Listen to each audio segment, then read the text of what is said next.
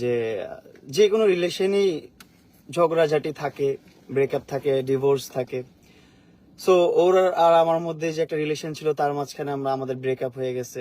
আমরা আমাদের মতো করে লাইফ লিড করতেছিলাম। ও যেভাবে পারছে আমাকে কষ্ট দেওয়ার চেষ্টা করছে। ওহো, সব ঝগড়াঝাটি মিটিয়ে আবারও এক হয়ে গেল টিকটক সেলিব্রিটি খ্যাত প্রিন্স মামুন ও লায়লা। দর্শক, গতকাল হঠাৎ এক লাইভে আসেন লায়লা ও প্রিন্স মামুন। প্রায় 30 মিনিটের এক লাইভে নিজেদের সব সমস্যার সমাধানের কথা তুলে ধরেন। সেখানে দুজনকে একসাথে কথা বলতে দেখা যায়। আবারও তারা দুজন আগের সব ভুলে নতুন করে সংসার শুরু করার কথাও জানান। আর আমরা চাচ্ছি সেটা বলে তো এখন অর্ধেকটা আমি বলে ফেলছি, আচ্ছা, জাস্ট একটু আমরা আছে যেটা বাকি।